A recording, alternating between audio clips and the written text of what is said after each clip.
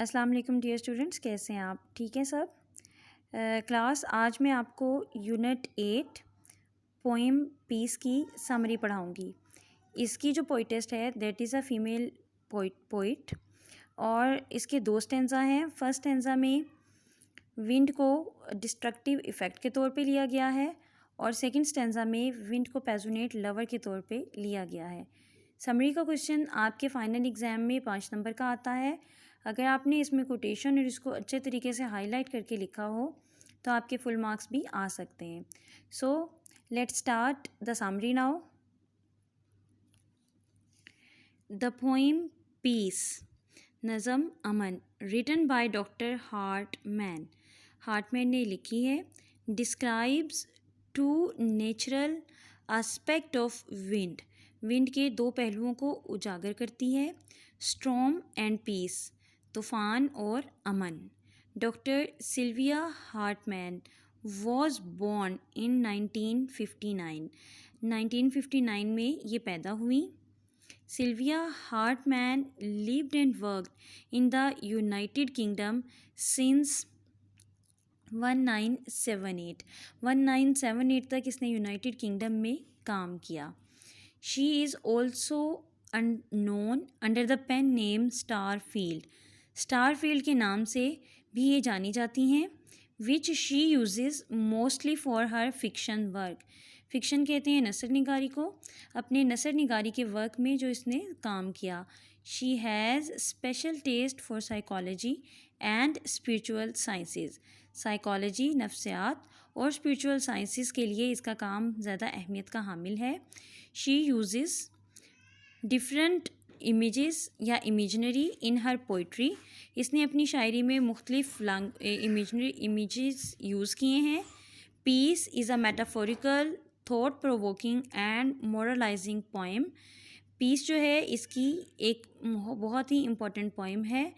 ग्लेन्ड by the pen of Sylvia Hartman, जो निकली है सिल्विया हार्टमैन के पेन से।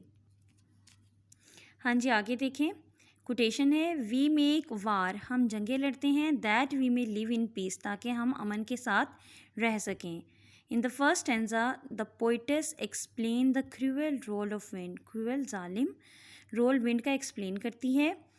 She says that in the form of storm, कि तूफ़ान की शक्ल में विंड डिस्ट्रॉयज़ एवरीथिंग, विंड हर चीज़ को तबाह कर देती है। That comes in its way, जो इसके रास्ते में आए। Peace begins with a smile, अमन एक मुस्कुराहट के साथ शुरू होता है। Its anger hits beautiful buildings, इसका गुस्सा खूबसूरत इमारतों को तबाह कर देता है। एंड फील्ड्स और खेतों को।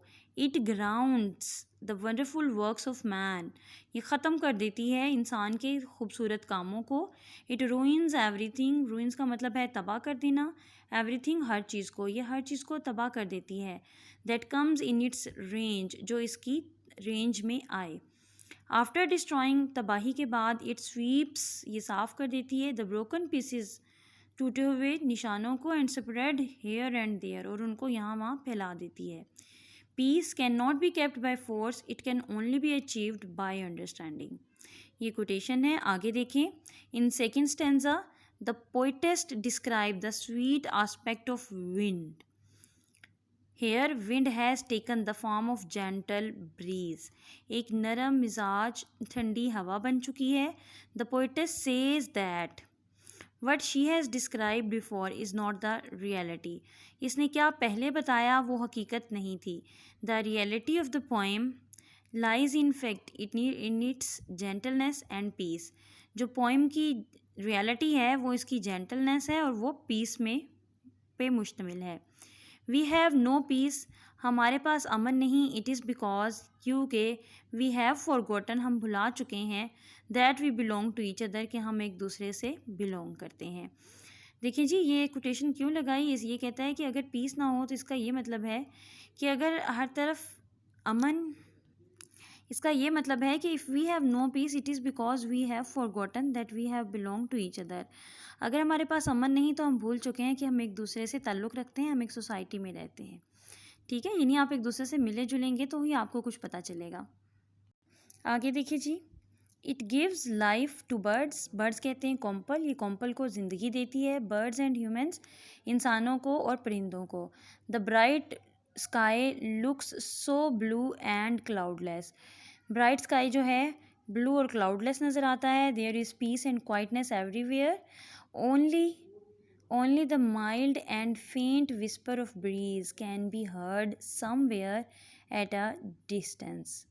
एंड पे कोटेशन ऐड करेंगे, peace comes from within, do not seek it without. हमारी ये पोएम मुकम्मल हुई, ये इसकी समरी थी।